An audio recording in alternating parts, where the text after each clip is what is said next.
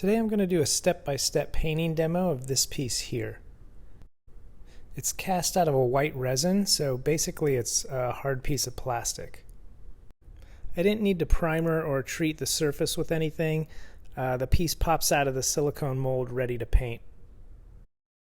The first thing I'm going to do is a wash using this Payne's Gray, and I am using a medium-sized filbert brush. It's called a wash because you're thinning it out with a little bit of water. I like to use Payne's Gray for my washes. It's got a little tint of blue in it. Somewhere on my channel there is a video where I get into all the details about painting with washes. So I'm working really fast here because I don't want the paint to dry. I'm going to be patting the whole thing with a cloth, so I want the paint to kind of be uniformly wet to give it an even pattern and texture. So after it's completely covered, I lay it backside down on a cotton cloth. Then I give the top side a quick brushing to hide any finger marks, and then just start loosely patting the piece front and back. It's a lot of little light patting, so I'm just removing the paint off the high ground.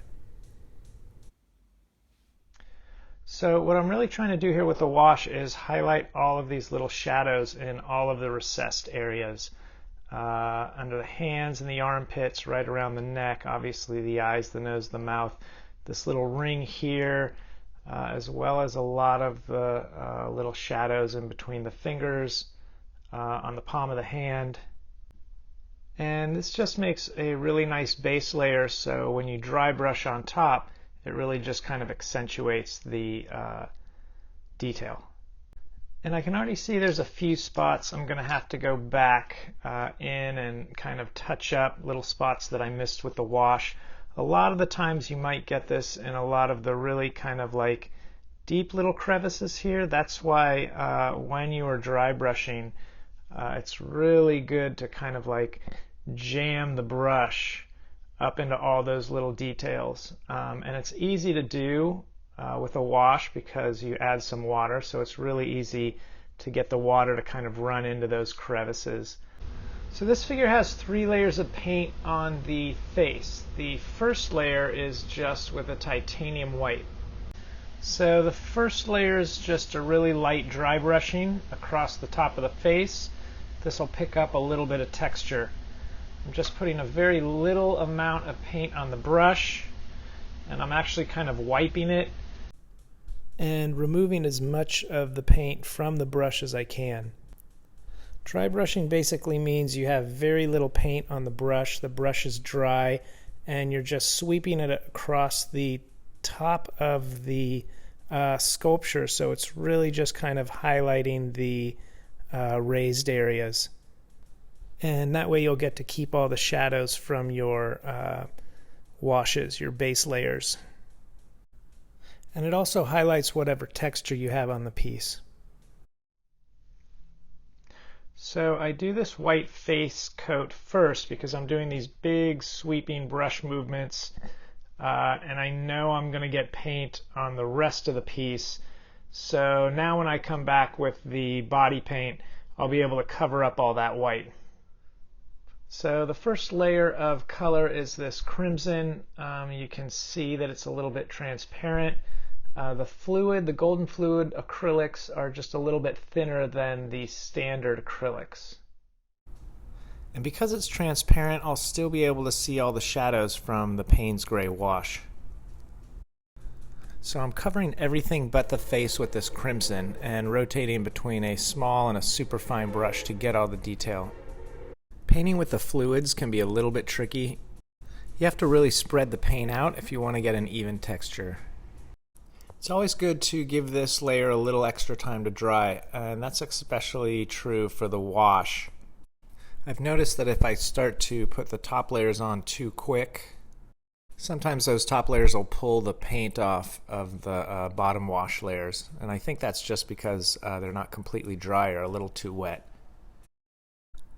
So now I have this nice crimson that's a little bit transparent, so you can see all the nice textures underneath as well as all the little shadows.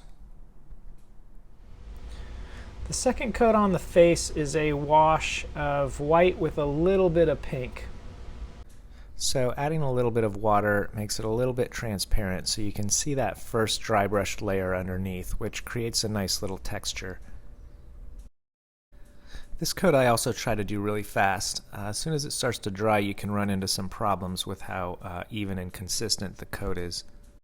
And like the other washes, I give this one a long time to dry before I paint on top of it. Next, I'm going to dry brush this Interference Violet over the whole body. I'm a big fan of these interference colors by Golden. It's part of their Fluid Acrylics series, and they have it in all different colors. And they're called interference because they interfere with certain parts of the light spectrum. So it's an iridescent color that will show up only when the light hits it at certain angles. So the same dry brushing process here, just a little bit of paint on the brush, and I'm really just dusting the surface back and forth. But I am going a little bit heavy on this coat just because the color is so subtle. So the majority of my brushes are filberts. That just means they have this round edge here. Filberts are a great brush for dry brushing.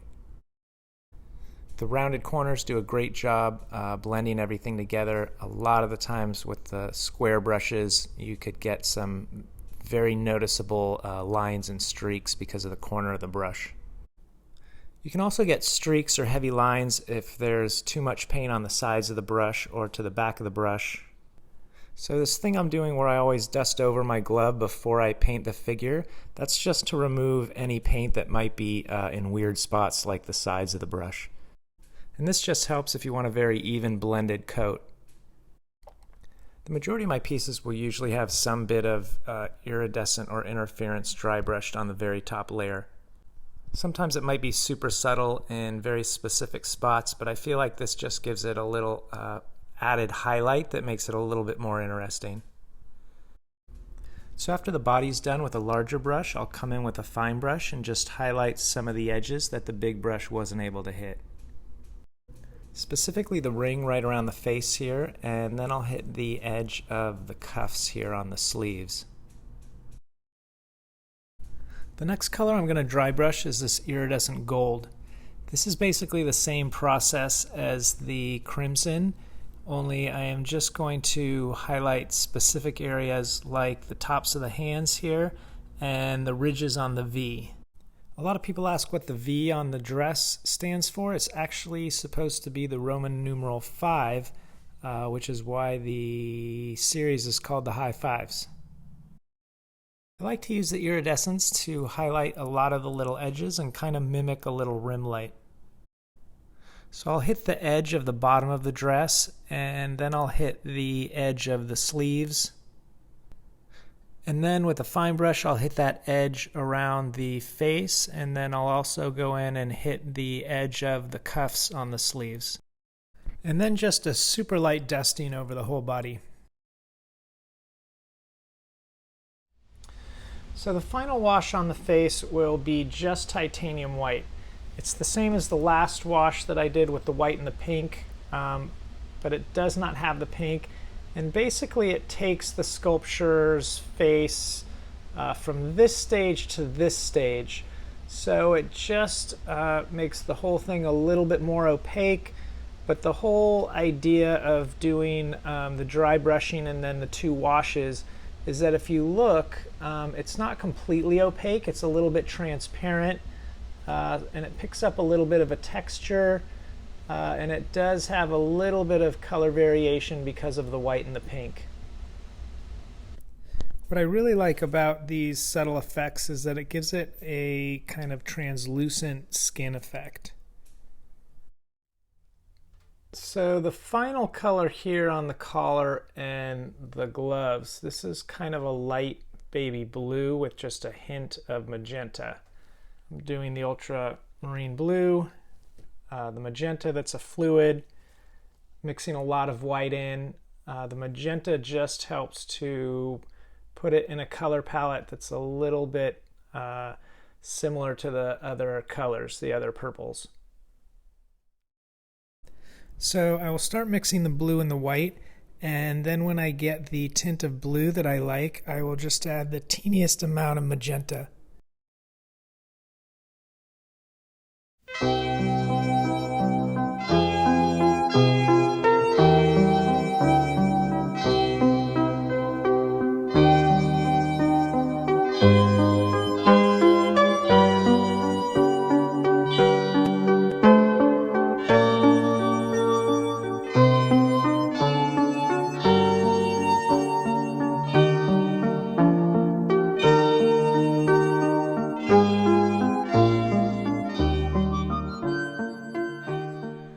So here's the finished piece, and it turned out pretty much the way I was hoping it would turn out. The last little bit of paint I put on, I like to paint the bottoms of my figures with a black. The Mars black I think is the best black for something like this. It's the most opaque. I can paint one coat on and it pretty much covers it. And then one other thing I like to do is spray a matte finish on the piece. This is my favorite matte finish. This is from Krylon. It's got that really nice kind of misty spray head.